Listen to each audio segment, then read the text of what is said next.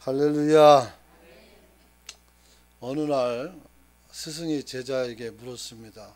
얘들아, 새벽은 언제 오느냐? 이렇게 물었습니다. 그러자 한 제자가 말을 합니다. 먼동 틀 때입니다. 이렇게 말합니다. 그러자 스승은 고개를 저으며 아니다. 이렇게 말합니다. 그러니까 또 다른 제자가 물었습니다.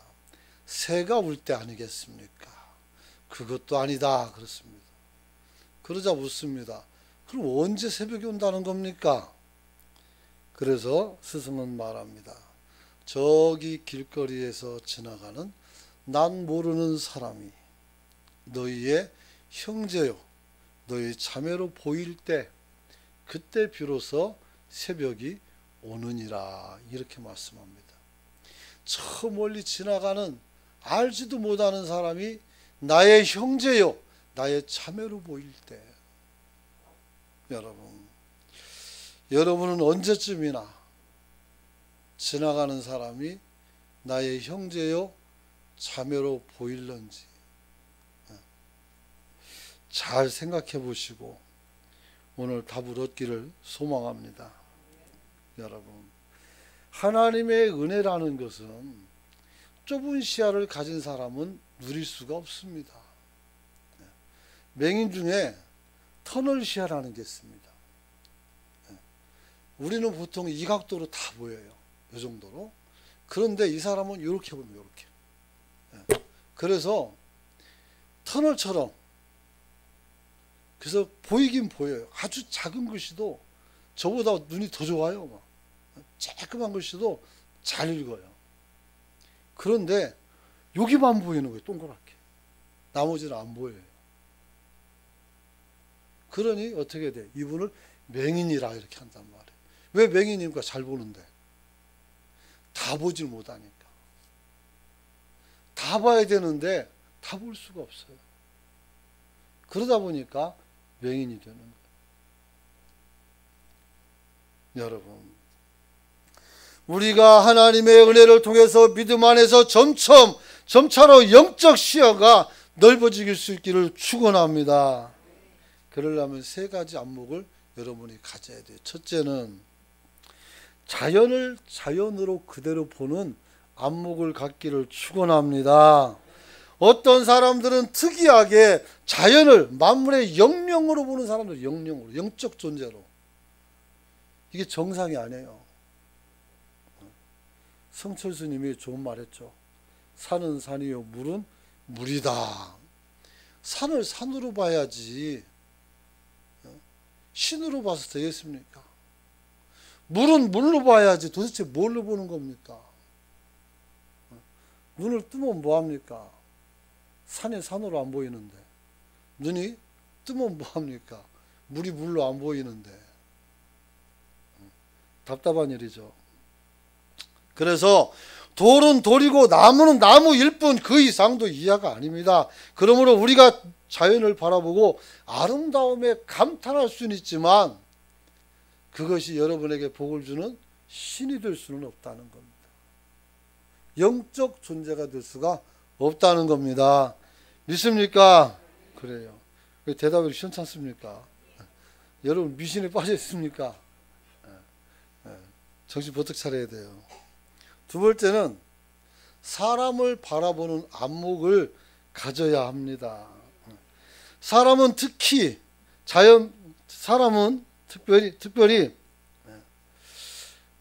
하나님께서 사람이 사람을 알아보는 눈을 줬단 말이에요.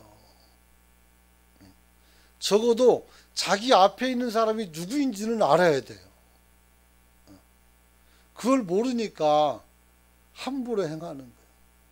자기 집의 아버지가 어떤 존재인지 모르니까 자기 아버지가 한심해 보여서 자식들이 핀잔을 주는 거예요. 근데 막말로 따져봅시다. 사회 나가서 그 아버지만큼 신분이 형성되어 있는지, 그렇게 핀잔을 주는 자기는 얼마나 대단한지. 아무것도 아니잖아요.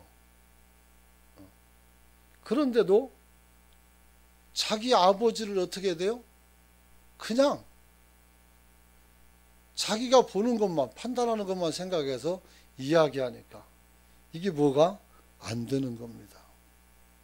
여러분, 하나님은 사람을 서로 돕는 자들로 지으신 줄 믿습니다. 그래서 사람은 서로 사랑할 대상이지 미워할 대상이 아니라는 거예요. 여러분들의 마음이 손톱만큼이나 그런 게 있다면 여러분은 그리스도인이 아닌 거예요. 진짜 성도는 어떻게 돼요? 사람을 사랑할 수 있어야 돼요. 미운 사람이 어디 있어요? 세상에.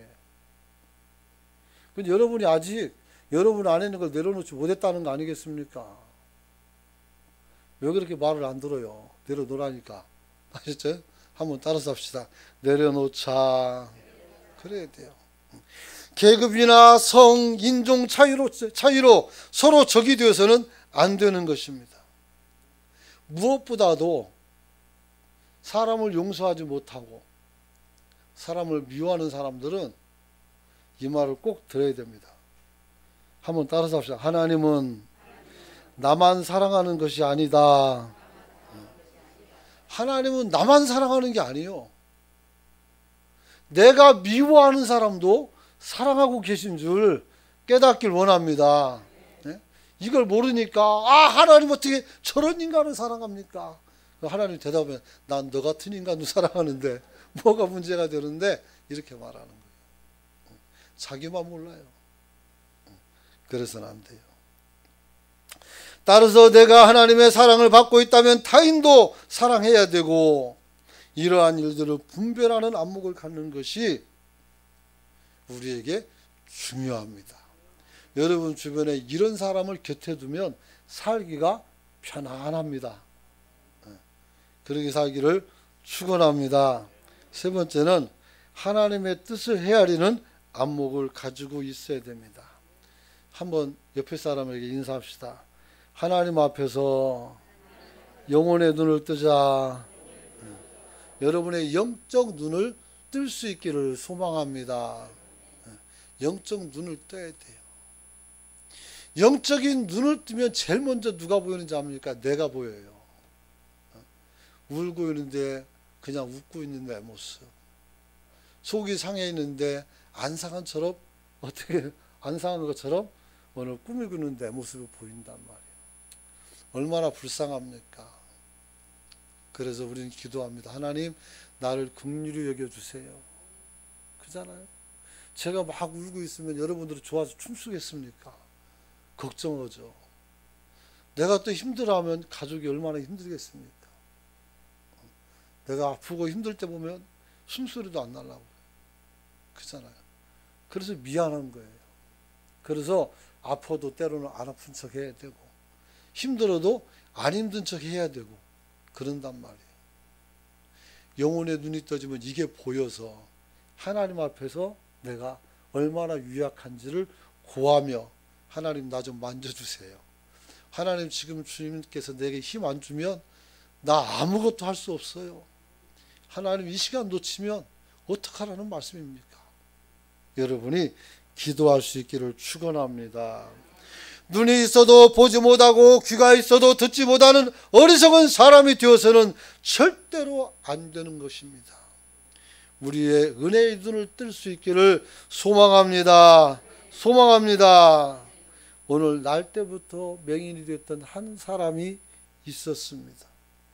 앞을 보지 못하니까 취업도 할 수 없고 뭘 할 수도 없어요. 그래서 아무 소망이 없이 거리에 앉아서 사람들에게 손을 벌리면서 한 푼 줍시오 하면서 구걸할 수밖에 없는 것이었습니다. 누군가 주면 그거로 하루를 먹고 누군가 주지 않으면 굶어야 되는 척박한 삶이었습니다. 그런데 유대인들과 지도자들은 이 사람을 향해서 이렇게 말합니다. 저 사람이 맹인된 것이 그 부모의 잘못입니까? 이 사람의 잘못입니까? 예수님께 이렇게 물어봐요. 지금 그러지 않아도 힘들어 죽겠는데 정말 먹고 사는 일이 너무나도 캄캄하고 정말 비참한 삶을 사는데 이 잔인한 인간들이 말하기를 네가 그렇게 된 건 네 부모 탓이나 네 탓이다 이렇게 말하는 거예요. 사람이 참 악랄해요. 참 악랄해요. 그러지 않아도 힘들어 죽겠는데 사람들에게 손가락질 당하며 무시당하고 눈치 보는 것도 어려운데 뭐 이제는 어떻게 해? 내가 이렇게 된 것이 내 죄 때문이라고? 도대체 무슨 죄? 살아갈 수 있는 능력이 없어서 구걸한 게 죄라면 죄죠. 그러나 그게 어떻게 죄가 될 수 있어요? 어떻게든 살아야지. 7, 8년 전에 한 연예인이 먹을 게 없어서 굶어 죽은 사건이 있었습니다. 방송국에 나가서 스포트라이트 받고 사람들에게 얼굴이 알려졌어요. 그런데 어느 순간에 인기가 떨어지고 사람들에게 잊혀졌는데 한 번 연예인은 죽을 때까지 연예인인 거예요. 어떻게 하겠어요? 사람들은 내가 굶고 있다는 사실을 아무도 몰라요. 방 안 가운데서 마지막 양식이 떨어지고 기력이 쇠해지면서 죽어갈 때 이 친구 마음속에 어떤 생각이 들어갈까? 누구를 원망할 수 있을까요? 구걸하러 다니면 연예인이 구걸한다라고 신문에 대문짝만하게 나갈 텐데 어떻게 나가? 그잖아요. 우리는 쉽게 말하지만 그렇게 쉬운 말이 아니에요. 사랑하는 성도 여러분, 그런데 이 소름 자체였던 이 형제가 예수님을 만나서 주님께서 그를 긍휼히 여겨서 그 병을 고쳐줬다는 겁니다. 할렐루야. 눈을 뜨게 되었습니다. 그래서 이 사람이 막 돌아다니는 거예요. 좋으니까, 보이게 됐으니까. 근데 이 잔인한 인간들은 남의 잘 되는 꼴을 못 봐요. 그래서 어떻게 됩니까? 문제를 삼아요. 문제를 제기해요. 그래서 처음에 아버지를 불러들여서 이게 어떻게 된 일이라고 물어보고 대답이 시원치 않으니까 아들을 불러서 또 물어봐요. 그래서 예수님이 고쳐줬다고 얘기해요. 이것은 하나님이 고쳐준 거라고. 이런 일을 할 수 있는 건 하나님밖에 없다고. 네가 나를 가리키려느냐? 달려들죠. 여러분, 중요한 것은 맹인은 이 일이 하나님께서 하신 일이라는 것을 이야기합니다. 그러자 쫓아내요. 그 쫓겨나와서 뭐라고 하고 가는지 모르겠습니다만 주님이 그 앞에 나타납니다. 다시. 그리고 말을 합니다. 그리고 묻죠. 네가 인자를 믿느냐? 인자를 믿느냐? 그러자 그가 누군데요? 내가 믿고 싶습니다. 이렇게 말합니다. 네가 벌써 그를 만났고 지금 보고 있지 않느냐? 그러자 어떻게 합니까? 주여 누구시죠? 내가 그다. 이러니까 내가 믿나이다 하면서 엎드려 절을 합니다. 여러분, 그때 주님이 이렇게 말씀합니다. 39절 말씀인데 같이 한번 읽어봅니다. 39절 9장 39절 시작. 예수께서 이르시되 내가 심판하러 이 세상에 왔으니 보지 못하는 자들은 보게 하고 보는 자들은 맹인이 되게 하려 함이라 하시니. 여러분, 맹인이 눈 떴으면 이건 그냥 사건이 아닌 거예요. 그런데 그걸 보고 의심하는 사람이 있고 눈 뜨게 돼서 하나님을 믿는 사람이 있고 32절을 이렇게 말하죠. 창세 이후로 맹인으로 난 자의 눈을 뜨게 했다는 말을 내가 찾지도 못했는데 이 사람이 하나님께로부터 오지 않았다면 어떻게 아무 일도 할 수 없었을 것이다 이렇게 말해요. 여러분, 오늘 주님은 우리에게 이제 이야기합니다. 책망을 하죠. 그러자 어떻게 됩니까? 이들은 주님 앞에서 말을 합니다. 그럼 우리도 맹인이라는 것이냐 이렇게 묻습니다. 여러분, 그럼 우리도 맹인이란 말이냐? 여러분, 40절에 있죠. 우리도 맹인이란 말이냐? 여러분은 눈을 뜨고 있습니까? 감고 있습니까? 눈을 뜨시길 축원합니다. 졸지 말라는 얘기가 아니고 졸다가 걸리신 분들은 뜨끔하겠지만 영적 눈을 좀 뜨시길 소망합니다. 여러분, 우리가 맹인인가 아닌가 두 가지만 말합니다. 첫째는 희망보다 실망이 더 크게 보이면 여러분은 맹인입니다. 할렐루야. 여러분이 희망이 더 크느냐 절망이 더 크냐? 그렇죠. 복된 사람입니다. 우리 은광교회 성도들 자격이 있어요. 여러분, 하나님을 바라보면 희망으로 바뀌고 하나님을 떠나면 우리는 절망을 느끼게 되는 겁니다. 하나님 안에 있으면 서로가 힘이 되고 도움이 되지만 하나님 밖에 나가면 서로 경쟁하며 싸우고 뜯어먹습니다. 하나님 안에 설 수 있기를 축원합니다. 물론 살면서 어려움이 클 때도 있습니다. 왜 우리가 항상 좋으면 그것도 안 좋은 거죠. 왜 어려움이 없겠습니까? 하나님 왜 하필이면 나에게, 왜 내게 이런 고통을 허락하십니까? 내가 도대체 뭘 잘못했습니까? 하나님 내게 이러실 수가 있는 겁니까? 지금까지 내가 사랑하고 믿었던 하나님이 바로 이런 분이었습니까? 이런 생각이 들 수도 있어요. 왜? 속이 좁아서. 아니면 우리가 안목이 작아서. 아니면 우리가 믿음이 적어서, 하나님을 경험한 적이 적어서 우리가 그렇게 생각할 수 있어요. 혹여 믿어왔던 하나님에 대해서 실망감을 가지고 이 자리에 나오신 분은 혹여 없습니까? 있을 수도 있습니다. 신자는 힘든 일 없겠습니까? 다 있지. 그러나 여러분, 용기를 내시길 축원합니다. 축원합니다. 오늘 말씀을 통해서 그동안 내 인생의 장애물로 여겼던 모든 곳에서 여러분들이 오히려 하나님의 깊고 놀라운 은혜를 경험하게 될 줄 믿습니다. 여러분, 이 사람이 소경된 것은 누구 때문입니까? 했을 때 주님은 이렇게 말합니다. 이 사람이 소경된 것은 하나님이 하시려는 일을 나타내려 함이니라. 할렐루야.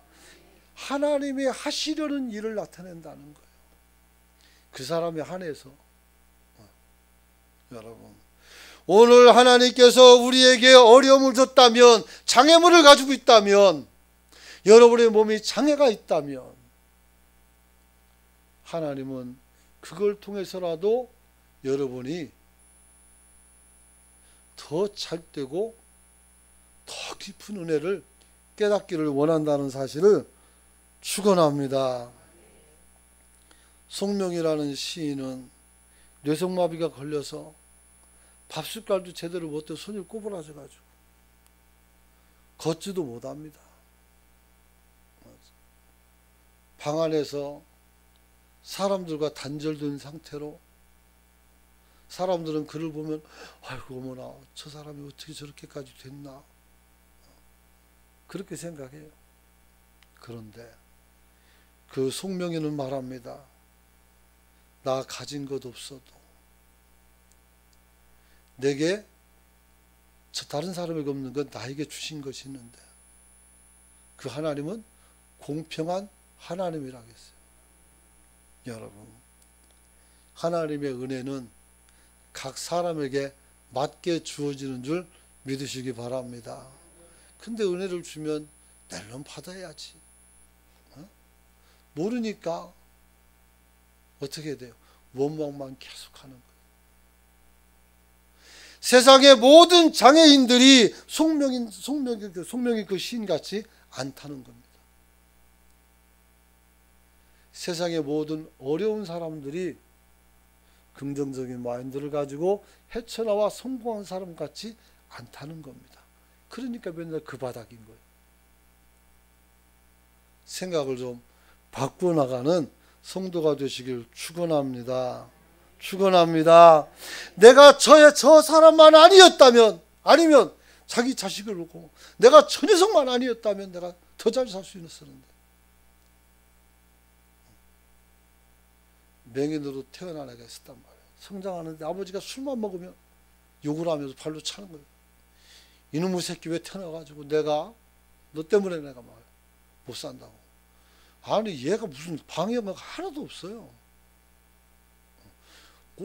사고를 치면 눈 뜨고 뛰어다니는 애들이 사고 치지, 방 안에서 가만히 있는 애가 뭔 사고를 치겠어요.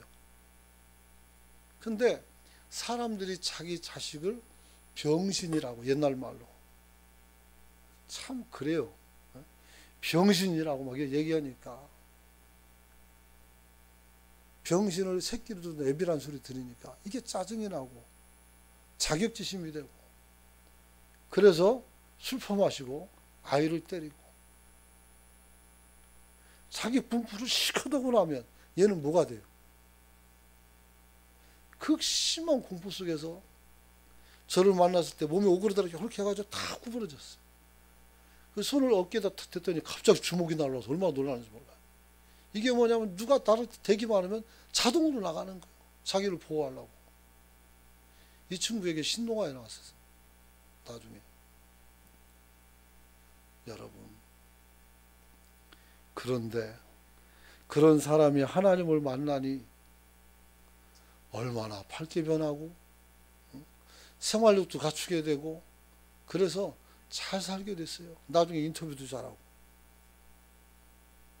여러분, 오늘 나를 방해하고 나를 불행하게 만들고 나를 붙들고 있는 지긋지긋한 어떤 장애나 아니면 어떤 가르막이 있으면 여러분들이 그것을 뛰어넘을 수 있기를 축원합니다. 어떻게 하면 돼요? 한번 따라서 합시다. 사랑하면 된다. 먼저 여러분 자신을 사랑하세요. 그리고 어떻게 돼요? 나를 가로막고 있는 자녀들을, 또 누구라도 마찬가지예요. 사랑할 수 있기를 축원합니다. 그러면 똑같은 맹인이라도 사랑받는 자녀는 잘 살아요.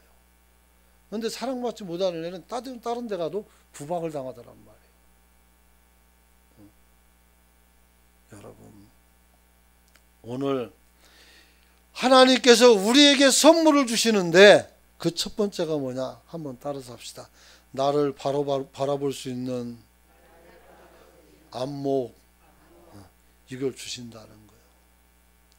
여러분이 얼마나 명석한지, 여러분이 얼마나 소중한지, 여러분이 얼마나 하나님께서 기뻐하는 사람인지 알고나 계십니까? 한번 따라서 합시다. 나는 가장 귀한 존재다. 여러분들은 정말 가장 귀한 존재. 누가 여러분을 향해서 여러분의 인성을, 여러분의 인격을, 아니면 여러분의 마음을 긁어놓을 권한이 하나도 없어요. 그런 거 없어요. 그래서 여러분은 여러분 자신을 귀하게 여길 수 있기를 축원합니다. 그래서 사랑을 많이 내가 받고 또 내가 나를 많이 사랑하면 어떻게 되냐면 미움으로부터, 원수로부터 우리는 스스로를 방어합니다. 어떻게 방어합니까? 원수가 나에게 해악을 끼칠지라도 이것을 마음속에 담지 않고 버리는 훈련을 하시길 축원합니다. 버려야 돼요. 그날은 좀 속상할 수 있어요. 근데 그 다음날도 속상하면 여러분은 여러분 자신을 사랑하는 게 아니에요. 다 버려야 돼. 다 퍼내고 오늘 새로운 맑고 깨끗한 마음으로 다시 여러분 마음을 채워서 그 원수를 대하면 어떻게 돼요? 하나도 밉지가 않아요. 오히려 따뜻한 사랑으로 여러분이 손 내밀 수 있으니 사람들은 여러분을 두려워하게 되는 줄 깨닫기를 원합니다. 여러분, 일반적으로 우리가 고난을 당할 때 세 가지 종류가 있어요. 첫째는 애매하게 받게 되는 고난이 있어요. 뭐 누명을 쓰거나 아니면 가만히 있는데 옆에 있는데 같이 있다가 덤태기도 걸리는 경우죠. 애매하게. 둘째는 죄로 인해서 고난이 올 때가 잘못 저질러서 받게 되는 고난이죠. 이건 뭐 당연히 받아야 되는 거겠죠. 근데 또 이상한 게 있어요. 뭐냐면 선한 일을 행하는데 고난을 받아요. 왜요? 상대방이 자존감이 낮은 사람이에요. 그러면 어떻게 돼요? 죽어도 욕먹는단 말이에요. 집안에 먹을 게 한 개도 없어요. 그래서 먹을 걸 부랴부랴 만들어가지고 갖다 줬단 말이에요. 근데 막 역정을 내는 거예요. 나를 뭘로 보기 갖고 왔냐고. 뭘로 보긴 뭐를 그냥 어렵게 보이니까 그냥 받아가지고 끼니 해결하고 삶을 내라고 주는데 막 성질을 내요. 그 마당에 집어 던지는 사람들. 근데 웃긴 건 내가 가고 나서 그거 쓸어 담더라고. 먹으려고. 왜 그래 왜? 그렇잖아요. 그게 정말 필요했으면 고맙다고 말해야 되잖아요. 이상한 사람들. 여러분, 오늘 본문의 맹인은 누명이나 잘못을 통해 고난당하지 않았습니다. 그냥 이 사람은 나면서부터 그런 사람이었어요. 이것은 또 다른 차원의 아픔이에요. 뭐 일반적으로 우리가 고난을 겪을 때는 인과관계가 형성이 되지만 태어나면서부터 내가 그래버리면 어떻게 돼요? 인과관계가 없어요. 어디서 원망할 때도 없어요. 뭐 우리 아버지가 나를 장애자로 태어나게 만들 생각은 없잖아요. 우리 엄마가 또 그런 것도 아니고. 나 보니까 그런 걸 어쩌란 말이에요. 태어나 보니까. 참 속상한 일이죠. 여러분. 그래서 오늘 예수님 당시에도 앞을 보지 못하는 사람이 많이 있어요. 근데 그들을 향해서 2절에 보면 묻죠.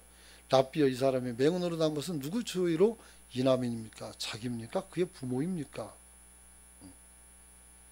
이 질문은 두 가지 잘못이 있어요. 첫째는 뭐냐면 하나는 맹인이 앞 못 보는 것을 고난당하는 것을 계산하는 거죠. 선천맹인들은 앞을 보지 못했기 때문에 하나도 안 불편해요. 아셨습니까? 그냥 맑고 깨끗하게 잘 자라나요. 제가 맹인교에 있어서 봤어요. 근데 우리는 고난당한다고 생각해요. 그 사람들은 그게 삶이고 생활이에요. 그러니까 별 문제가 없어요. 또 하나는 사람들은 이 사람이 앞을 보지 못함이 자신이나 아버지의 불법, 부모의 불법한 행위, 즉 죄로 말미암은 것으로 오인하고 있다는 것입니다. 이 세상에 어떤 장애자도 죄 때문에 장애가 오는 것은 없습니다. 산업 현장에서 열심히 일하다가 다칠 수도 있죠. 근데 그게 그 사람 잘못이겠습니까? 부끄러운 것도 아니고 잘못된 것도 아니에요. 전쟁 나가지고 폭탄에 맞아가지고 다리가 잘릴 수도 있죠. 살아난 것만으로도 고마운 거 아니겠습니까? 참 속상한 것이죠. 그러지 않아도 맹인은 자신의 처지에 아파하며 침묵하고 있었는데, 여러분, 약한 사람이라고 해서 어떤 사람은 버리지처럼 막 여기는데, 여러분, 사람은요 어떤 옷을 입고 있든지 어떤 지위에 있든지 생각이라는 걸 해요. 그리고 자신이 느끼는 비참함과 그 고독함을 온 마음으로 감내하고 있어요. 받아내고 있다고. 거기다 대고 무슨 말을 하려고 하는 거예요?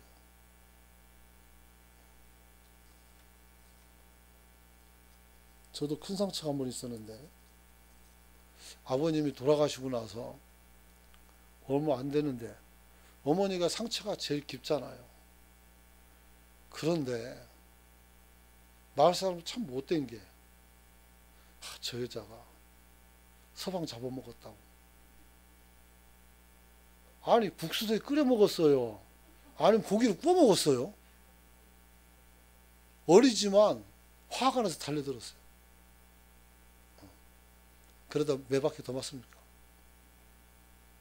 근데 정말 이해할 수가 없었어요. 혼자 된 것도 서럽고 외로워요.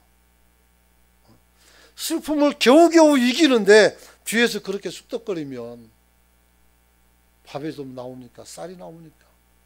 아니면 여러분에게 누가 상을 갖다 줍니까? 아, 정말 나쁜 사람들. 광산에서 일하다가 제가 형이라고 불렀던 친구인데, 그분인데 사고로 죽었단 말이에요. 장례 치르며 아버지랑 엄마가 막 통곡하고 우는데 옆에서 야, 보상금 1억 받았다며? 2억 받았다며? 이러고 앉았어요. 입술에 할례를 받아야 돼, 진짜로. 정말 두려운 얘기예요. 살리는 입술이 될 수 있기를 축원합니다. 축원합니다. 여러분, 사람들의 잘못은 여러 가지로 많이 나오면서 성경에도 한 여인이 값진 향유를 가지고 와서 예수님을 장사하기 위해서 그 비싼 향유를 발에다가 붓고 머리털로 어떻게 발을 씻었단 말이에요. 그런데 제자들이 와서 그 아까운 걸 왜 허비하냐고. 그걸 팔아서 가난한 사람을 도와주면 얼마나 좋겠냐고 막 이래요. 그렇게 말하는 사람 돈 가지고 있어서 안 도와줍니다. 여러분, 진짜 아까워야 할 사람은 여인이지 제자들이 아니에요. 왜요? 내 것 같다 내가 부르는데 나는 괜찮은데 왜 자기들이 아깝냐고. 그잖아요. 여러분들 중에 그런 사람 없기를 바랍니다. 집사님, 부사님, 내가 헌금을 좀 하려고 하는데 아파트가 당첨돼가지고 차입금 많이 남아서 내가 헌금을 얼마 하려는데 어떻게 하면 됩니까? 그랬더니 야, 다 할 필요 없어. 다 하려고 그래. 조금만 해도 몰라. 이런 사람 진짜 봤어요. 여러분, 저주는 안 했지만 마음속으로는 참 나쁜 사람이다. 물론 우리 교회에서 있었던 것도 아니고 제가 있었던 교회도 아니에요.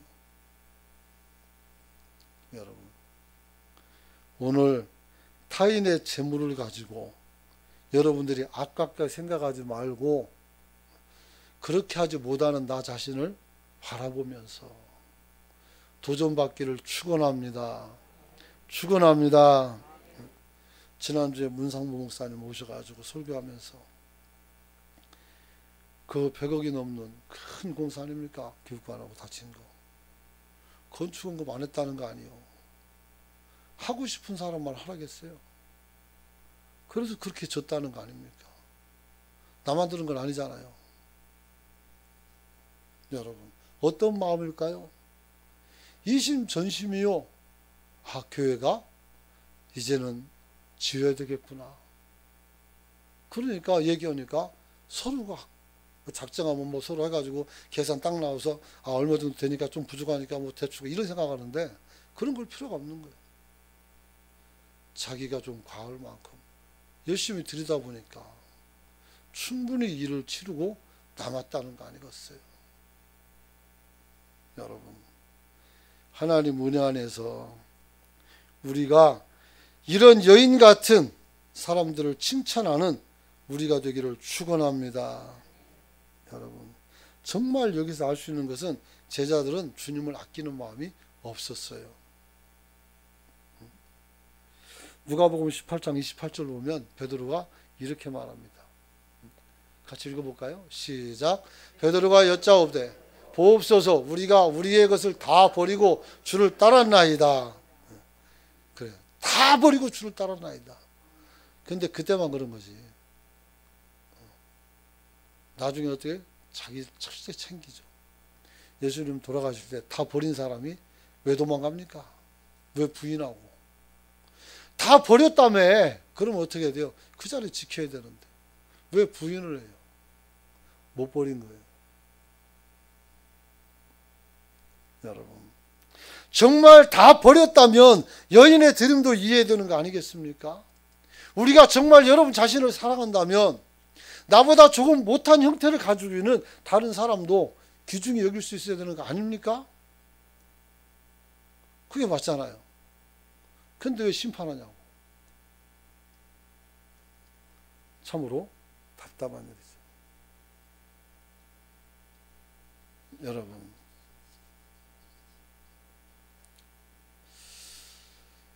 바리새인들은 맹인에게 눈뜬 정황을 묻죠. 9장 24절 보니까 그들이 맹인이었던 사람을 두 번째로 불러 이르되 너는 하나님께 영광을 돌리라. 우리는 이 사람이 죄인인 줄 아노라. 이렇게 말합니다. 이 사람이 죄인인 줄 안다는 거예요. 언제부터 이 사람이 죄인이 되는지 모르겠어요. 앞을 못 보면 죄인이 되는 겁니까? 예? 제가 장애 번역 문제 연구소에 갔을 때 그때 장애 논쟁을 잠깐 한 적이 있었는데 물어보는 거예요. 그때 전도사니까 전사님, IQ 150이면 정상이고 IQ 90이면 비정상입니까? 아니면 90까지 정상이고 90 밑으로 우리가 저지능이라고 말한다면 그러면 89는 88은 도대체 어느 것이 정상이고 어느 것이 비정상인가요? 중요한 사실을 알려드릴게요. 세상에 장애인은 없습니다. 불편히 살아가는 사람이 있지만 장애인은 없어요. 그러나 장애인은 있습니다. 자기 기준으로 다른 사람을 예단하는 것은 분명히 장애인입니다. 우리가 그런 장애를 갖지 않기를 축원합니다. 여러분, 도대체 이 사람이 뭐가 죄가 있다고 죄인이라고 단언합니까? 아니, 눈을 못 보면 다 죄인입니까? 저런 말이도요?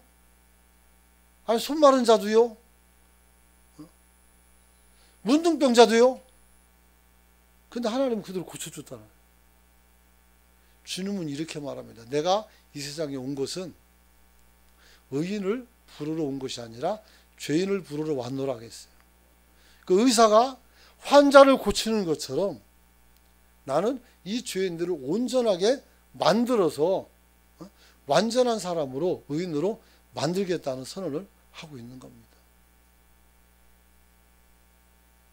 사랑하는 성도 여러분, 오늘 주의 말씀 안에서 우리가 바리새인처럼 헛된 것을 말하지 않기를 축원합니다. 마지막으로 말씀합니다. 시대를 분별하십시오. 시대를 분별하지 못하면 우리 또한 맹인이라는 사실을 기억하시길 축원합니다.